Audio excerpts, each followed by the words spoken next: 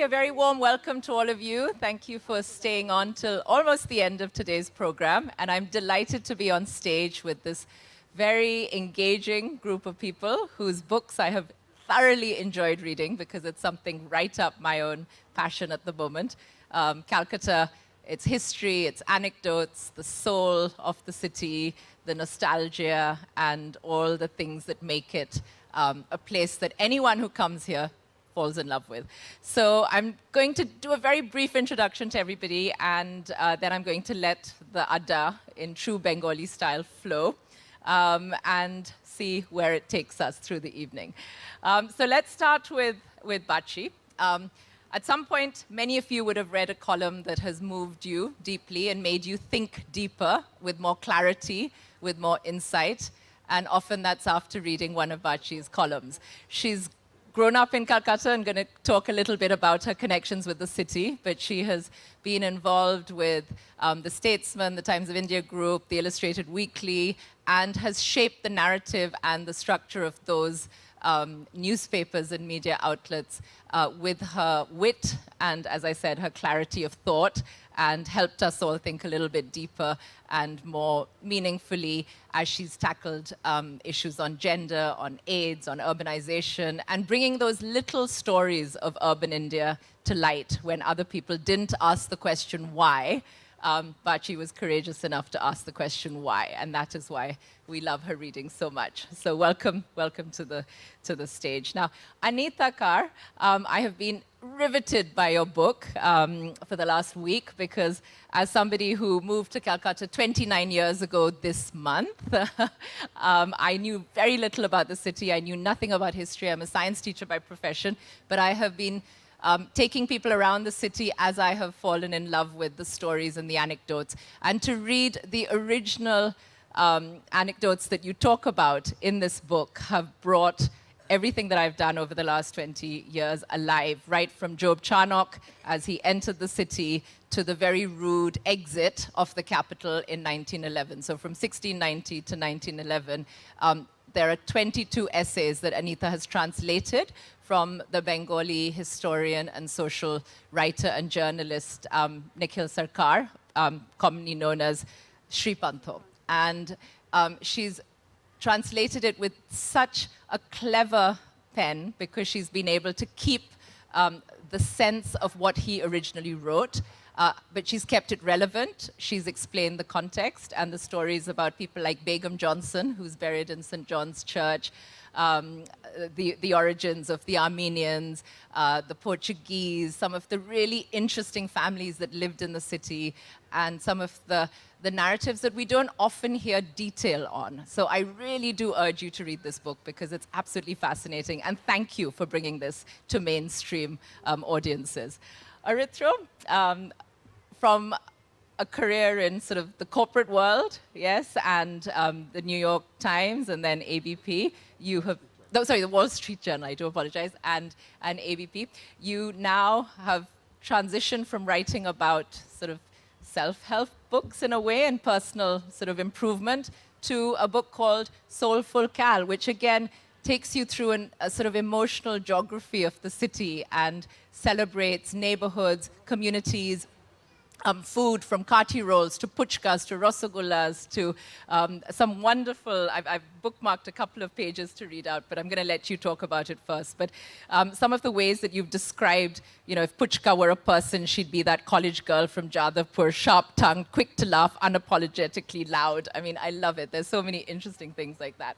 And then last but not the least, my partner in crime and colleague, Shaun Kenworthy, the British-born chef who has, he says over the years, he's become something of a first-generation, modern-day Anglo-Indian, marrying a local girl who's seated in the audience, cooking his way across the country and finding home in a city that never quite lets you leave.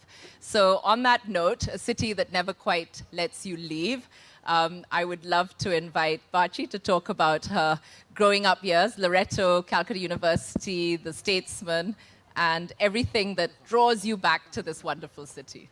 Thank you, Husna. Thank you, Kolkata. And I'm glad you talked about nostalgia because I think nostalgia is the longest surviving industry of Kolkata.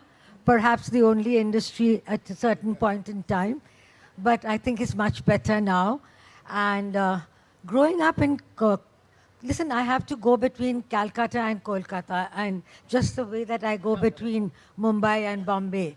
And so growing up was really Cal, and I think the city you grew up in, the city that you had your first, they were not called love affairs, they were just called romances in.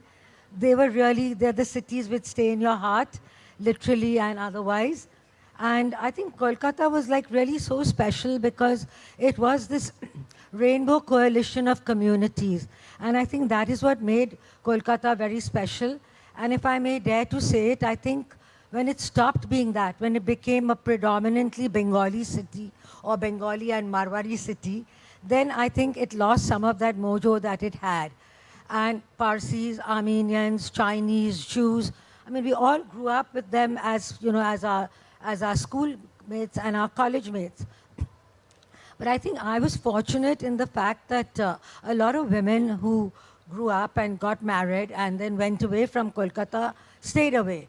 But I came back for 10 years to the Statesman, and I can see my wonderful Loreto friends still in the audience, gamely, always braving to come whenever I come and give a talk. I can see Chitra, Teeny, all of them. And it's great because the friends I have today in Kolkata are my Loreto College friends.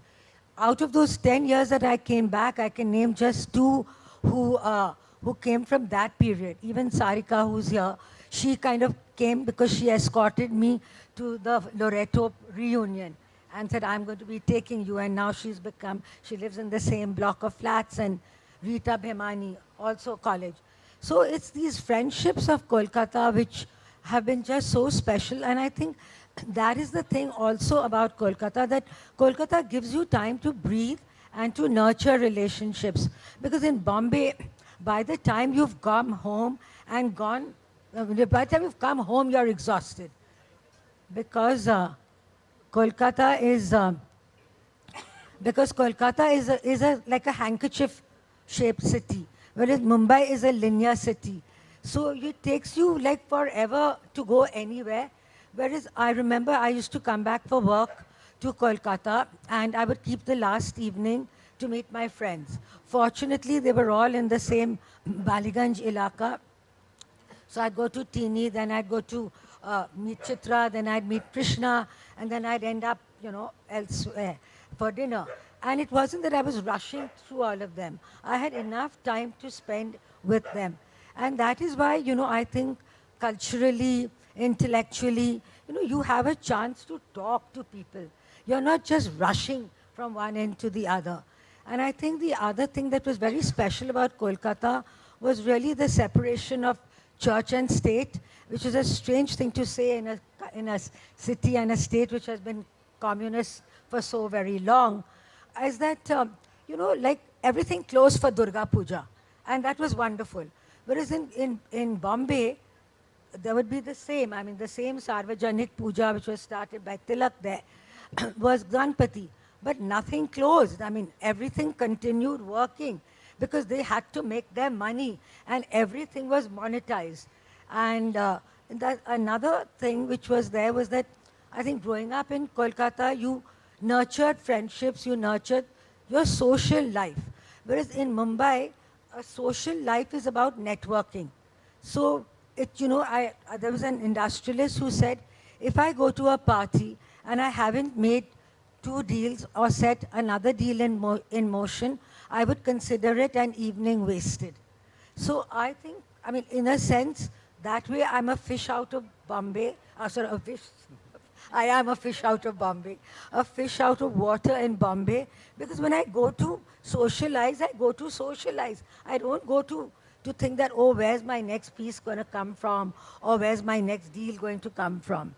So that much I shall stay and maybe stop at this point, and we can continue. We'll move back to other memories that you have.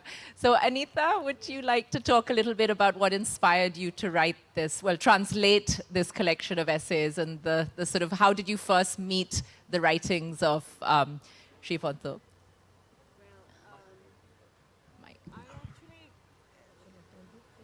Yeah, okay. It's, shall I? Yeah. I don't know. No. Thank you. This is okay? Need it closer. All right. That's good. Uh, I am born in Burma, and I came to Calcutta when I was 12 years old. You know, it was 1962, and the military government took over Burma, and since then it's been there. But very soon I fell in love with the city.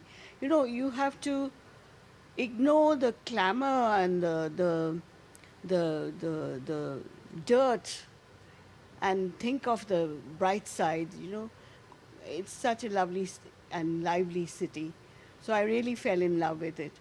And if you, I mean, you're talking about my book.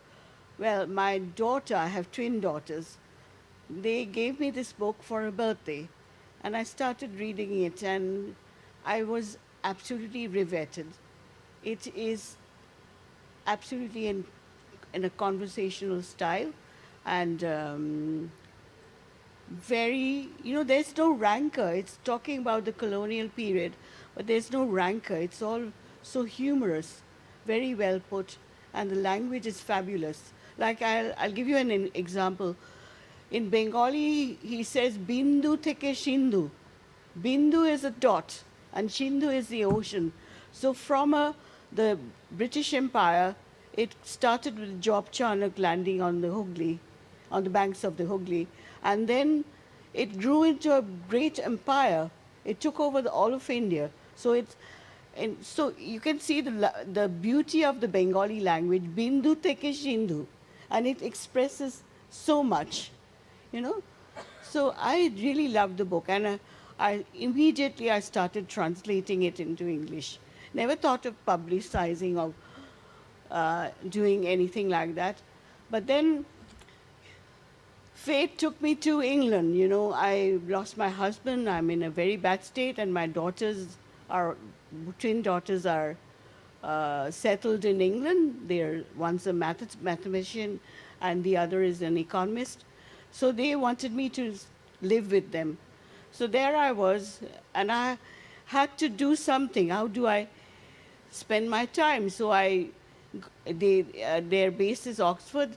So I got interested, and I started doing classes in continuing education, Oxford University Department.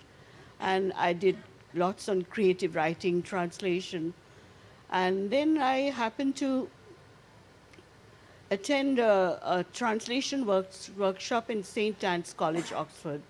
And there I was asked what I wanted to do. I just said I like translating. Then a gentleman called John Mackerel came and asked me, would you like to publish a book on translation?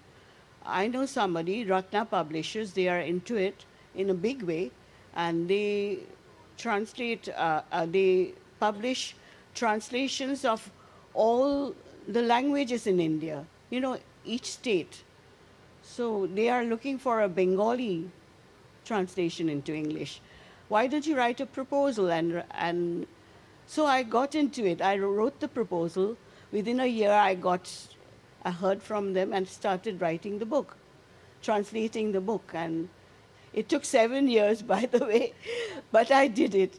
And I'm so glad because I love my city. I celebrate it.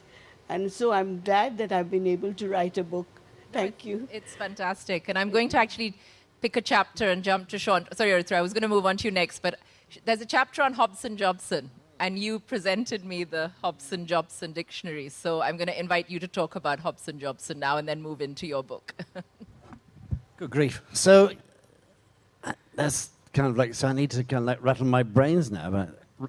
So a couple of crazy Englishmen, I think from the so they started to compile this dictionary, which was kind of like the Anglo-Indian dictionary, I guess, if you like, or let's say the British translated dictionary of everything India, really. And these guys just they were working men, but they spent about 10 or 12 years putting this book together. Yeah. And it's a proper thick dictionary, but some of the some of the literal translations of certain words that are, let's say, everyday use in India.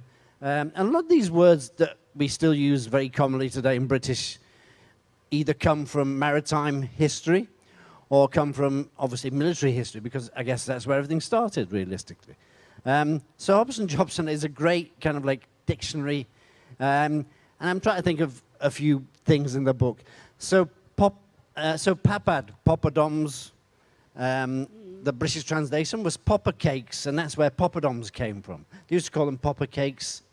But the narrative that they kind of like write everything in is such kind of like long, beautiful stories about very, very simple individual words, really. And I think it's just such a lovely book to have on yourself, just to open it and just read something about things like where the word cash and candy came from, which are all Hindi words that were translated into British. And I suppose I should talk about my relationship with Calcutta, really. So I think it's... So I was thinking about this today, interestingly. In fact, I was talking to my wife, and I was saying, I think a city like Calcutta, or I think relationships, let's say, they're very different from the point of time where they start, really. So everybody in Calcutta has a different relationship with the city, I guess, really, depending on when you were born. If you were born in the 1940s, 50s, 60s, 70s, like everybody will always have a completely different relationship with the city. And this goes back to, I think, a doctor in Canada that talks about if you're born into a family of 4 siblings, each of the siblings will have a different relationship with their parents because they were born at a different time, which is quite an interesting scenario, really, an interesting thing to think about. So I think me coming as an outsider, and I like the idea of being an outsider in a city. I think you can absorb things much more. It's not something you've grown up with the history of a city. It's something that you've kind of like found and made sense of yourself. You've walked around, I guess, bylanes in old Calcutta and wondered what's hidden inside some of those beautiful old houses. And I think as an outsider coming to a city, I think it's, in some ways, you have a very different, let's say, story or narrative to tell, I think. And I know this because I grew up in Manchester, and I hear people talk such incredible things about Manchester, the history of Manchester, and it was just a city that I grew up in, realistically. I don't really know much about Manchester. Most of that kind of like went over my head, I think. But I think my love affair with Calcutta is a very real, emotional kind of like thing. And again, it's all about people. It's about this incredible, so obviously everybody talks about the city of joy, but I think it's this incredible city of spirit for me, Calcutta. I think it's this human spirit that drives the city. It's never been about money, I don't think. It's always been about this incredible city that really is kind of like a jellification of many different cultures and people that came and went, I think. So interestingly, just around Christmas time, we put out a post, and it was just me, just very casually talking about Christmas in Calcutta, which I tell many of my friends about. And this post went absolutely viral. It was like 3,000 forwarded. It had been shared 3,000 times. It was like 350,000 kind of like likes. And I don't have posts like that on my Instagram page. I wish I probably did more often. Maybe I could make money out of it. But, and it really was just because I'm talking about Calcutta in this beautiful context, really. It really is this beautiful city. It's the most Christmassy city of in the world, I think, for 4 or 5 days of the year.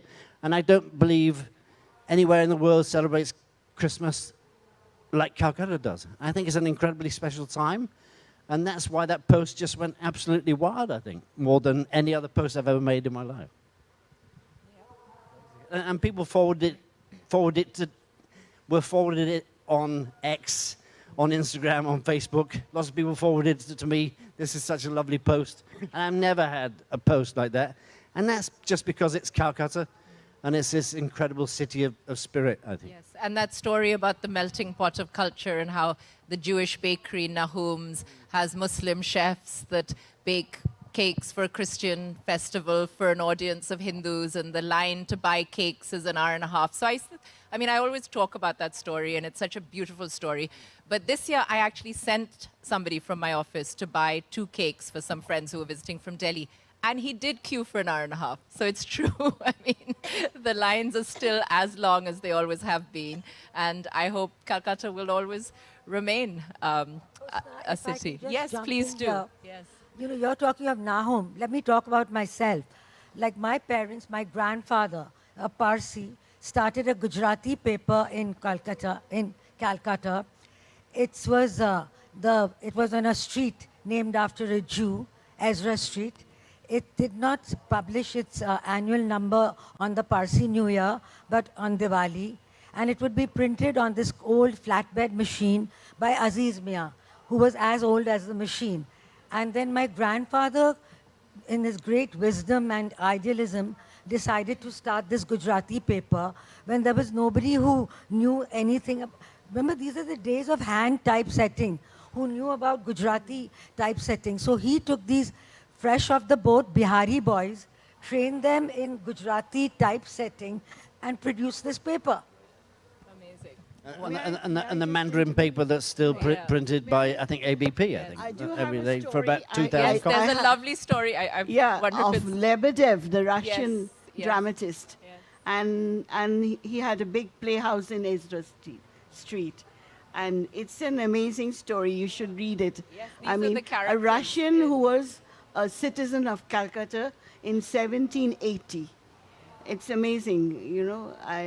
No, that's and- what's so beautiful about your and book, because you though bring out these people, characters. I mean, the dramatists of today, they don't consider him as a pioneer, but he really was one, you know. So, can you hear me? Yes. I'm not used to all this. You can see that very well. No, you're doing- Anyway, You're fine. and about Nahums and all.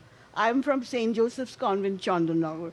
You know, the food was not great at all, but we looked forward to the breakfast because we were served bread from Degamas and occasionally cake from Nahums.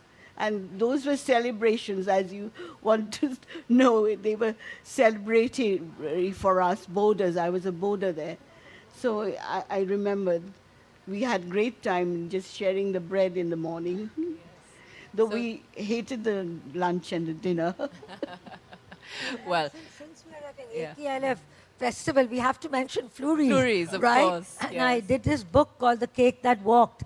And all my friends, yes, Chitra is nodding over there, said, why aren't you doing another book like this? So let's do another book on Glenburn so I can call all my friends. well, it has to be about food. If we're talking about Calcutta, it has to be about food. And this is where I'm going to bring Aritra into the Adda, because I'm going to read out a little bit about the beginning of his chapter on Sandesh, which of course is the ubiquitous sweet of Bengal. And he says, Sandesh, Bengal's most poetic confection, was born at the crossroads of necessity and artistry, much like the city of Kolkata. And I think that's a beautiful way to describe Kolkata, a city of necessity, born out of artistry and necessity. So could you take us a little bit beyond that in terms of... So I just want to touch on why I wrote this book, because you know, I had started my literary journey, I would say about 3-4 years ago, and I just published this book, Stress to Cess, and that was totally on you know, personal transformation.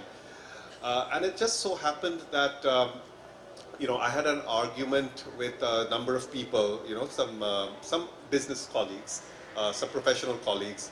I remember, you know, the book had been published, and you know, they were very, very effusive. You know, they were effusive in their praise. But then, you know, as typically what happens is conversations sort of moved away from the topic to a completely different tangent. And then everyone, including myself, started to bash Calcutta. You know, Eishore kichu hoy na, if you understand. You know, nothing happens here. It's all rubbish. Look at other cities, how they are progressing, and you know, here we don't even have an international flight. You know, or we don't even have, like, you know, proper, and there's so many lacks, in other words, that were pointed out, right?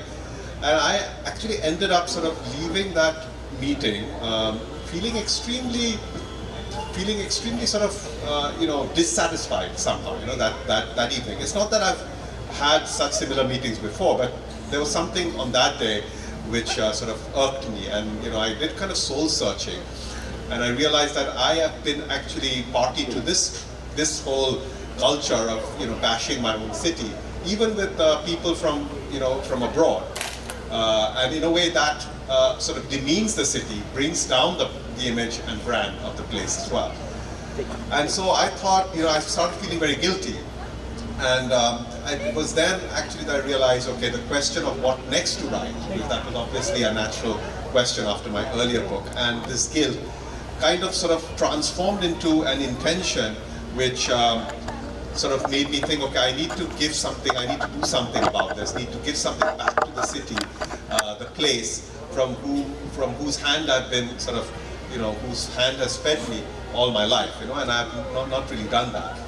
And so from that emerged this thought that, I need to discover for myself that is there something about the city beyond the external, beyond the physical, beyond the food, beyond the monuments, beyond the politics. Is there something in this city which we can describe or characterize as a soul? And then I realized that, okay, this would be my next project, I would try to discover the soul of the city.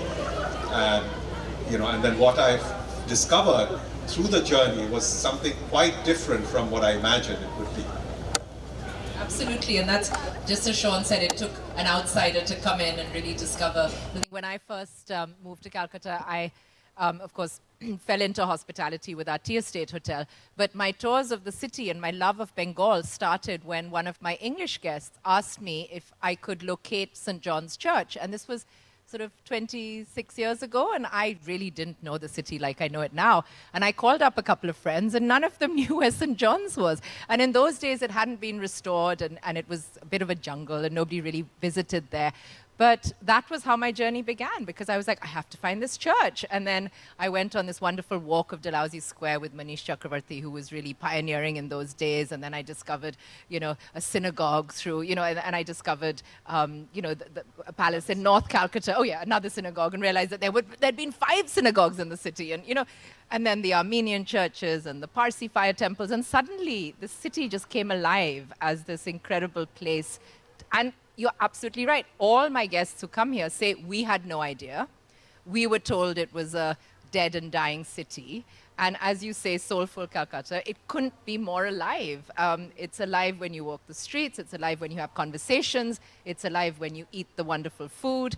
So Anita, could you tell us a little bit more about one of the stories of the book that have really sort of moved you as you sort of delved into the translation? I chose them from 110, I think. I chose 22, especially belonging to this period. I love each story. Each story is different. You have Armenians, you have Lebedev, the Russian, and the story about the Chinese, Chinese settlement, and we had a Renaissance, Bengal Renaissance in the 19th century, and people have forgotten about those young people who did a lot for they were passionate for the city, and they wanted to be different. They wanted to give up all the rigid rules of religion and all that and become modern. So we've forgotten them.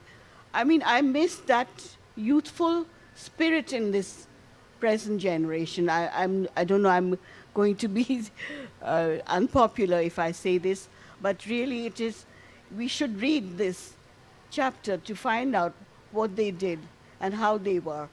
So that is my favorite chapter. It's called The Other Babus. The Other Babus.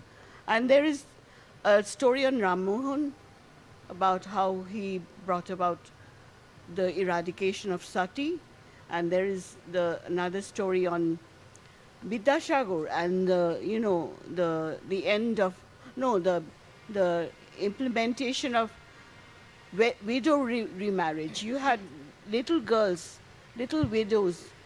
We've all seen the movies of Gautam Ghosh and how they suffered.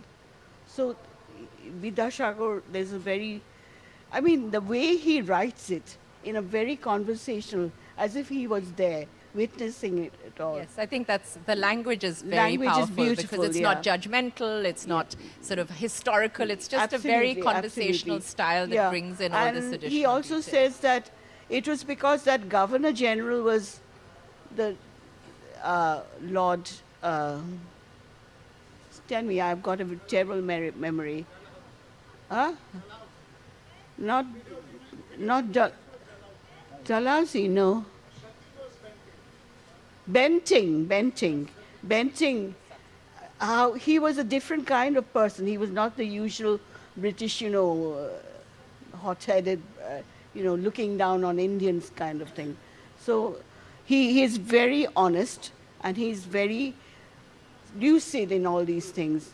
So I loved it, It's your chapter on the company painters as well. was Company very painters, interesting. yes, The artists, the artists that- and the literature of the company period. It's we don't read those stories nowadays, but there is a whole chapter on that. Madhusudan Datta.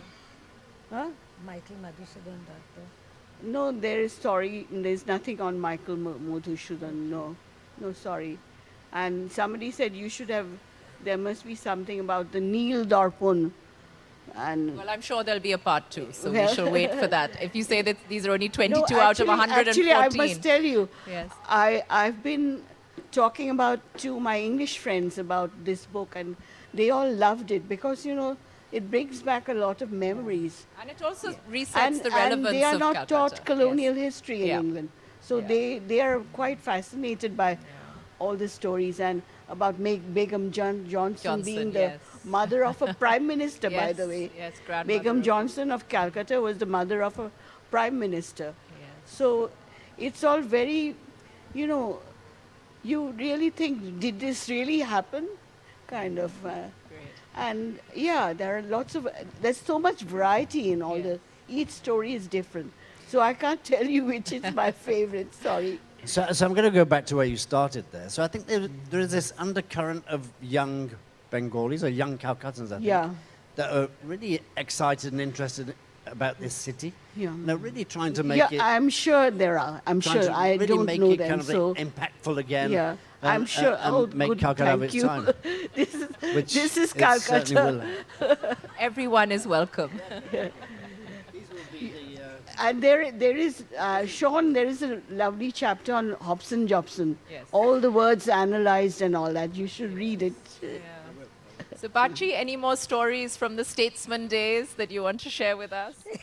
Statesman days. Well, yes, it's a story I said this morning. But so I was the first woman assistant editor at the Statesman. And you all know the Statesman, right? So I don't need to elaborate any further. I mean, if it was even fuddy-duddier in the time that I joined. And the editor, Amlendu Dasgupta, who has this lovely son and daughter and son-in-law, but who was the editor. And I had been employed by, no, let me go a little further back. So the first day that I joined, Sanjay Gandhi fell out of the sky. The second day, B.V. Giri died. The third day, their really dearly beloved editor, what was his name, died. And I said, now the fourth day, I absolutely, if somebody dies, I'm not going to be able to stick it out here. But I went there, and because I had been appointed by C.R. Irani, who was the managing director, because the editor, God, what was his name? Anyway, he was Lindsay Emerson. Yeah, Lindsay Emerson. He had been actually dying of cancer in Bombay at the Tata Memorial Hospital, and he was the person who died on the third day. And so there was no editor, and Amlendu was the acting editor. And for some strange reason, or really because Kolkata lives in this bubble, and where there's nothing else that happens outside it that exists, which is a little bit like the Parsis, I will admit, because there was a cartoon in Parsiana where there were these two wizened Parsis, hawk nose, vulture, beak nose, bent, and one is asking the other, best community? which other is there? And it's very much the same with Bengalis. You live in that little ivory tower. Yeah. And so anyway, so Amlendu, I mean, by then I had been writing cover stories at the Illustrated Weekly. I had been like, I was famous. And Amlendu didn't seem to have read anything that I had. He didn't know what to do with this Parsi who's a management appointee. So I was suspect, etc. So he said, okay, first I had to sit on a mezzanine floor with Mr. Simpson. Mr. Simpson was a secretary, and he was the exact replica of what Mr. Barkis from Charles Dickens David Copperfield would look like. He was this absolutely taciturn man with no expression. And my singular contribution to journalism in the first fortnight of The Statesman, not breaking any barriers, being the first woman or any such thing, was that I stopped The Statesman used to have, or still has, this column called 75 Years Ago Today. And Mr. Simpson would put his Remington typewriter on those archived, those very fragile, bound volumes of The Statesman. And with each press of each thump of the key, he was wiping out 10 years of history. Mm-hmm. So I said, please, Mr. Simpson, put your typewriter on the side. So anyway, and then finally I moved to the corridor. And again he said, now you can write on cities. Because at that time the city beat was really the lowliest. But I must say that this was serendipitously wonderful because I was an assistant editor, I didn't have to file a story every day. So I had the time and the wherewithal, and I had been trained by Kushwant Singh, who really taught you to write stories in depth and with covering all the things. So I began writing on Kolkata, and like there were lots of city stories to write about Kolkata in those days. So Power Cut, the 4-part series on hospitals, and I might proudly tell you that after those series, Jyoti Basu actually told the trade unions that hospitals cannot be treated in the same way that trade unions treat other industries. So that was it. Then I wrote another, it just so happened, which became into like the biggest story, which was about Rawdon Square. And Rawdon Square at that time was this absolute hangout of drug addicts. And so Jyoti Basu, the state government and the municipal corporation, both run by the Communist Party, were trying to surreptitiously turn it into a commercial complex. And I just kind of got wind of that story because I had been writing. And, we talked about freedom of expression, 2 sessions ago, and even in Pamela's session. And, I wrote this piece about, which Basu is to blame. And it was like a lead story. And so is it, Kamal Basu, who was the mayor, and Jyoti Babu, and writing that, okay, this may be the Red Fortress, that it is invulnerable, but is it also unquestionable? And one could write that. One could certainly write that. And so I must say that I'm very, very thankful that I was pushed into this lowly beat, because that then gave me what became into my passion really, and my signature, that bringing city stories and city issues to the fore in media. Wonderful. Aritra, would you like to bring us into another area of your book or the city that has really, really moved you? I think one of the things which I did observe, while I was doing my research on the book and when I started my writing process, is the fact that everyone, when you talk about Calcutta, you talk about people who are known. You talk about, let's say, Rabindranath Tagore, Satyajit Ray, or, various well-known personalities who have contributed to society in some way that is measurable. And therein, I found that there are loads of average people, taxi drivers, bus drivers, the people who sell puchkas, even, say, transvestites, so many people from different walks of life who never get really any coverage per se. They are almost invisible in our society. And I felt that it is sort of like a duty as an author, but also I think it would make a very good book as well, is if if lessons from their lives could be incorporated, and I felt that, because the city no city can be complete unless the lives and the thoughts and the perspectives of all its citizens are concerned, and not just the ones who are heralded. Yeah.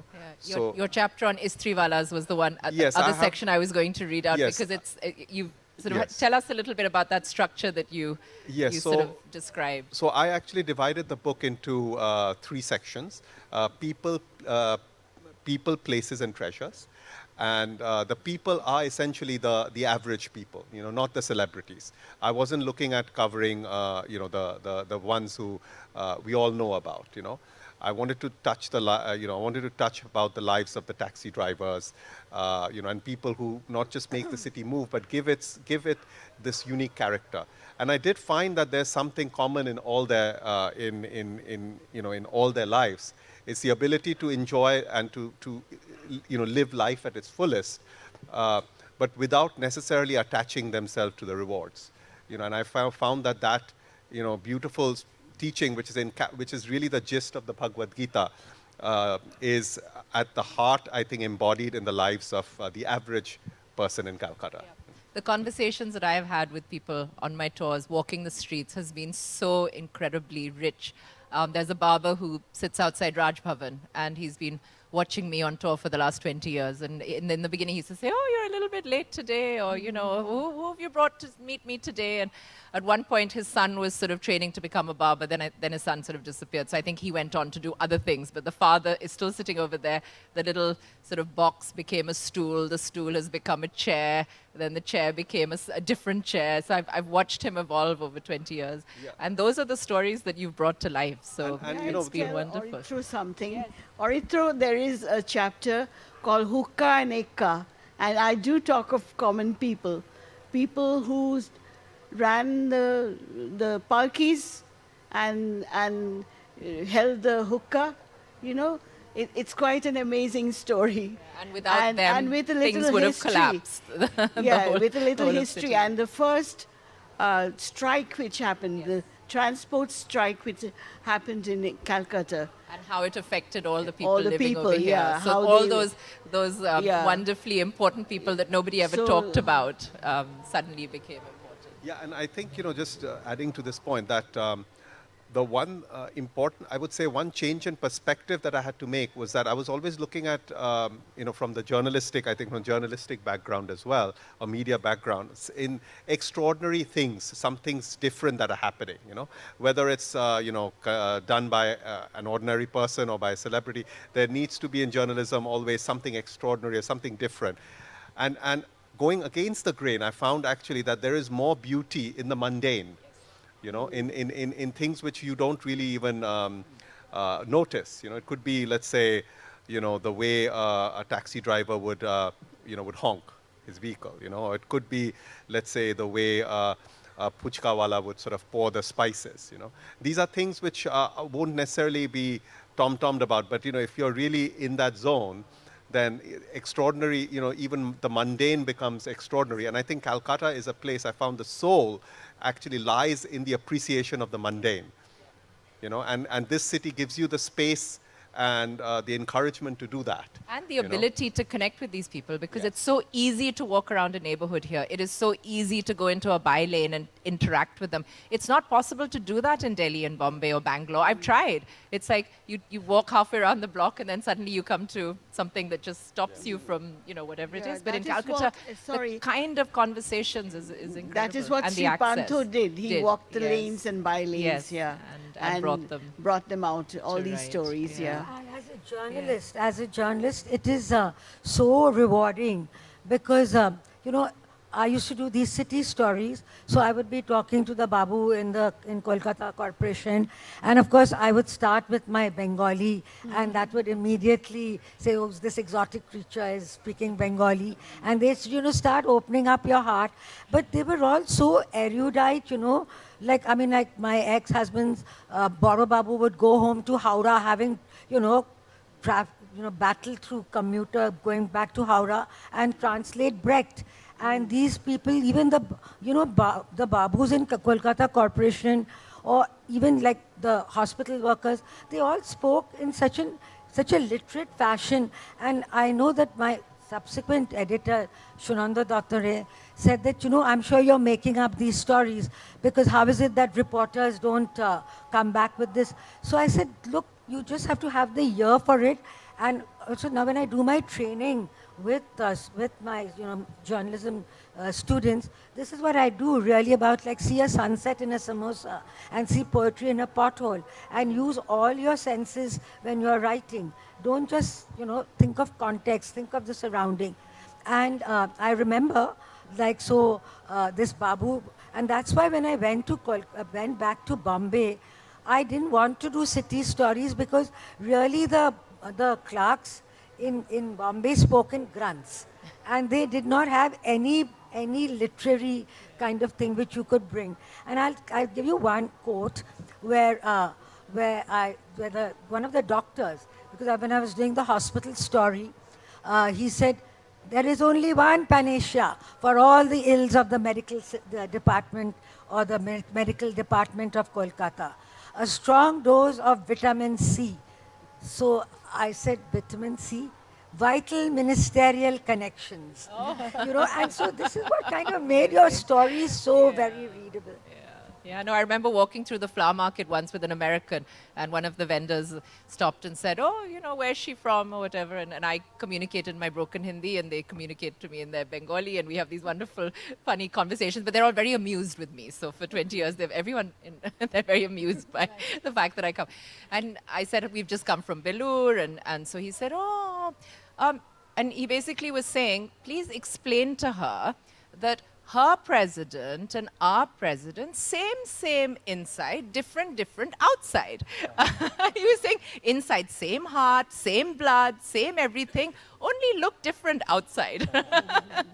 And please go back to America and you tell your president, that in India, same. And it was just the most wonderful. And it was because I had just come from Belur, and he said, oh, does she know who Vivekananda is? And that's when we got into this whole philosophy of the fact that humanity is the same. And, and this is where it all began. So Shaun, we haven't talked about your book, but Curry, Chaos and Romance, a British chef in Calcutta. Tell us a little bit about this. So this started, I guess, just before COVID, actually. So I started to document some stories that I'd just heard narrated to me over the years. And obviously, I've lived and breathed my whole life in restaurants.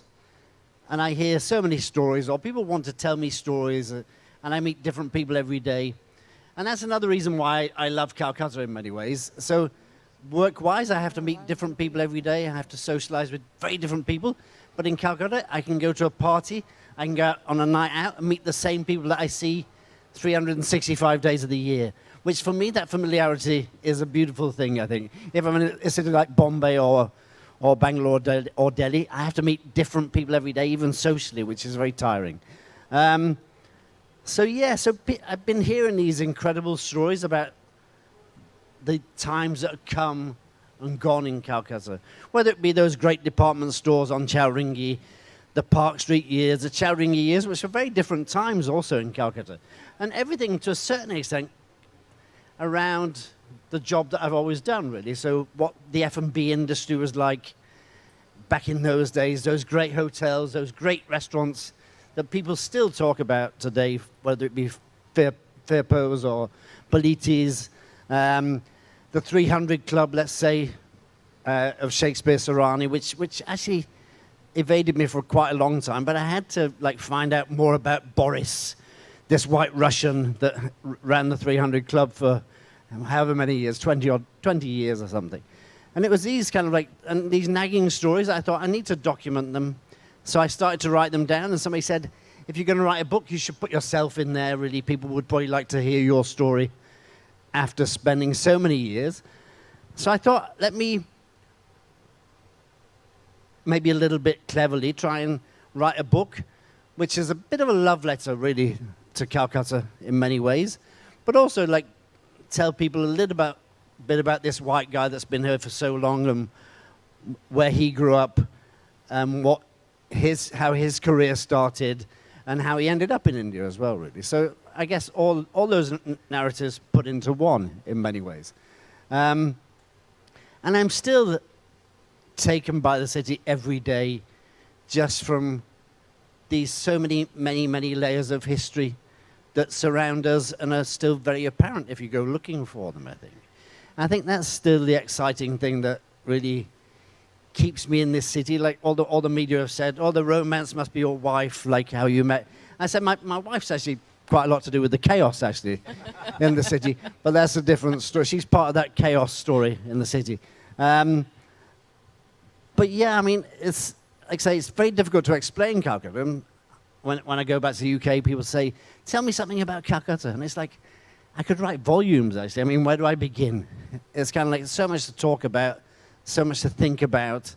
And in many ways, there's so much to write about. I mean, I think Aritra's book's a beautiful book just about those characters in Calcutta.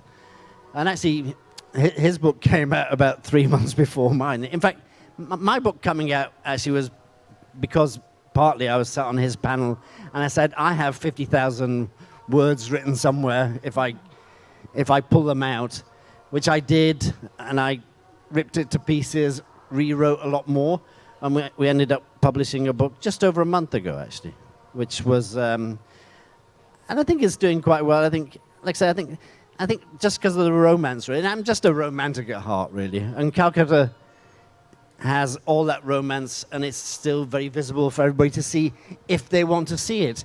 If they want to constantly keep talking about the negative parts of Calcutta, then that's easy to find, I think. But I think that's easy to find in any city, any town, anywhere in the world. I don't think that there's any difference, actually. But Calcutta still has this incredible heart, spirit, and soul, which, I mean, certainly keeps me here. Yeah, absolutely. Great. So some closing remarks, and then perhaps we'll ask the audience if they have anything to ask any of you. Anita? I actually want people to read my book because Sri Pantho was really in love with Calcutta, and we all, I'm sure the audience and the participants, we all love Calcutta. So there is a common ground, and I'm sure you'll be entertained, you'll be riveted by what he has written. I'm only, I brought it up. I went to Bodleian Library and researched every bit of it, and each fact and each date has been checked, and they're all good.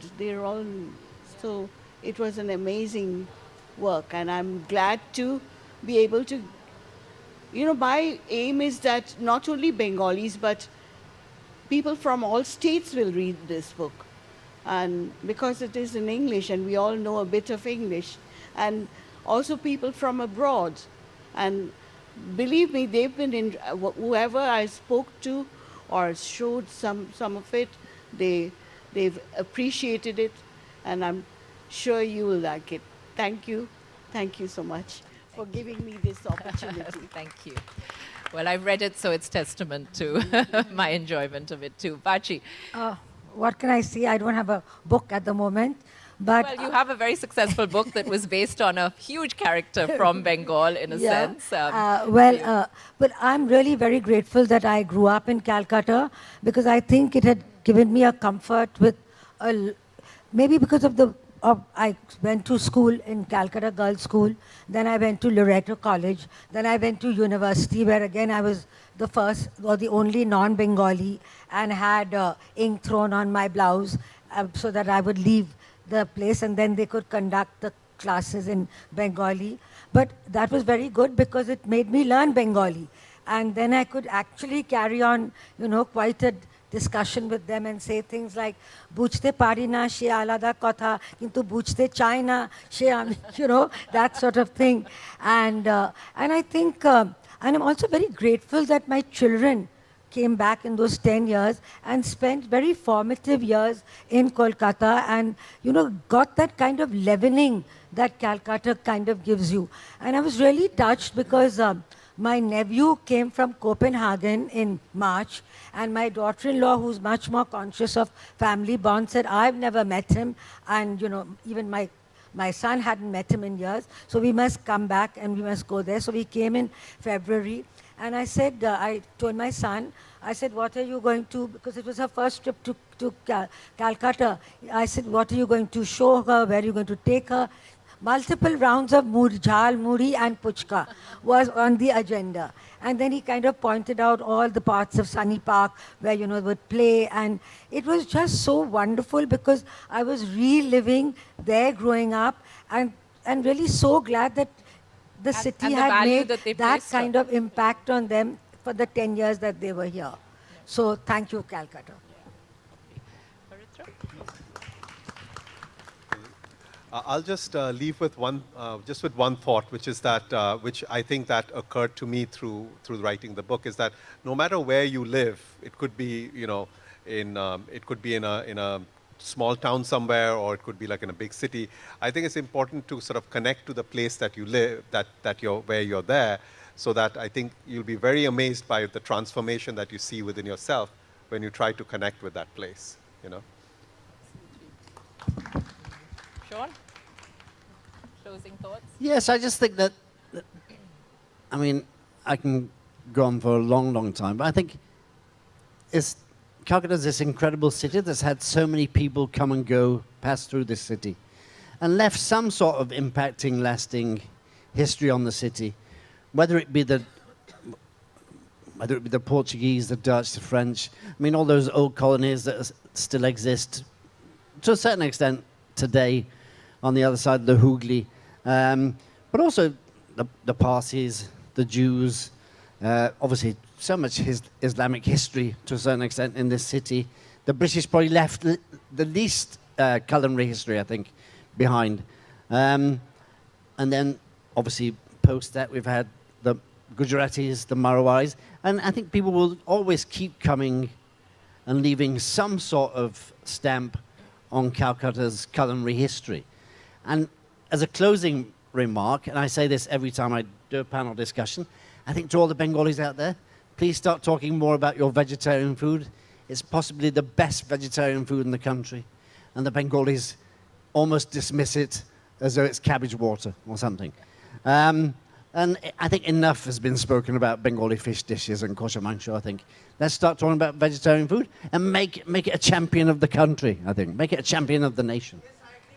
100%. Like best vegetarian food in the country, bar none. There's that wonderful Please quote remember about I'm somebody wearing who, my a Bengali. Kolkata sari, Yeah, with ko absolutely. and Bengali, Yes. and given to me by my very dear friend Usha Utto when how we had a lovely. discussion at AKLF at Allen Gardens a couple of Yeah. years ago. Yeah. No, there's this wonderful quote I read in a book about a Bengali man who said, I have to die and make my wife a widow for me to really enjoy the beauty of Bengali vegetarian food. So it was celebrating the amazing vegetarian repertoire that there is. But this was supposed to be a celebration of the city. And all I can say is that I'm not Bengali. I didn't grow up here. I feel like I'm the queen of the city for 11 and a half months of the year. And then when all the bachas who grew up in the city come back to visit their parents and their grandparents, they look at me and they say, and who are you? Because I didn't grow up here. But despite that, I have learned to appreciate the nuances that the city brings. And I am just so happy to be sitting up here and celebrating it with a panel of like-minded people who have actually gone out and written about the city and brought these nuances into fashion, in a sense. You know, it's not fashionable sometimes to talk about all these little mundane things, the istriwalas and the puchkawalas and stuff like that. And I think that is what we really need to do, because every international guest or guest from other parts of the country that I've brought to the city over 20 years have all said, I had no idea. And they have no idea because not enough people talk about it. And not enough people celebrate the goods and the fantastic things that are happening in the city. And if I just talk from being in the Glenburn penthouse situation where we have lots of foreigners that pass through, and I think over the last 2 or 3 years, just having discussions with those foreigners, and I always say, what on earth are you doing in Calcutta? Like, what brought you here? And it's like, oh, the travel agent said, why don't you go to Calcutta for, spend a day in Calcutta. So we came for a day. We went out on a tour this morning, and we wish we'd have stayed a week. There's we never knew this existed. So I think there is a bit of an undercurrent interest in Calcutta. That's probably a lot to do with puja, I think. This kind of which has become this enormous kind of thing now. And I think the world are talking about Bengal, and so they must, and so they should. Wonderful. Well, thank you for being a wonderful audience. We are out of town. If there's any question that anybody wants to throw across, we can possibly take it. Let's have one from the lady in the shawl. Celebrate the past, and I love this discussion of the mundane and the special. What I'd like to know is, what are your ideas about the future for the city? How do you think it'll shape? So like I said, I think I just briefly brushed over earlier. I think there's this great kind of like youth kind of like revolution, like simmering, bit of an undercurrent thing at the moment. There's this like make Calcutta great again thing that's rattling around the city. And there's a lot more youngsters in the city that are taking interest in not just their history, but the city's history and the cultural heritage that this city is. And it's untouched, actually. So I always look at Calcutta and think whatever's here is still untouched to a certain extent. We still have all that beautiful old architecture still intact. We certainly have it in London as well. But if you walk into any of those buildings, you'll have 4 mezzanine floors on each floor. But in Calcutta, you walk into some of these beautiful buildings, you've got these beautiful sweeping staircases where you can imagine peons have been running up and down for the last 150 years. And it's still untouched, and it's probably still, I mean, I don't like to talk about, obviously I'm an Englishman, so it's difficult for me to talk about colonial past and things like that. But I think it's probably the last colonial city to be exploited for everything that's been left behind, I think. All that beautiful architecture. And I'm guessing at some point in time, that beautiful river that we have, everything will be exploited. And then we'll all be complaining that the city's too commercial. Then also. Well, All right, my question is that I used to have fish, but many years ago I've ditched it, and now I'm like a dal bhat person. All right, so I'm now more or less vegetarian, sometimes occasion. Now, my question to you, Shaun, is what is your favorite vegetarian food? Quiz, or should I say favorite vegetarian cuisine, if I would? No, so Bengali vegetarian cuisine is the best vegetarian cuisine across the land. And like I say, nobody knows about it, nobody talks about it, because the Bengalis are still stuck in their March Bhat and Kosher Thankfully Mansha. not me. Thankfully not me. Anyways, our time is up, and let the conscious intermingling of all these influences pervade, and let Calcutta always be relevant in the future as it has been in the past. So thank you very much.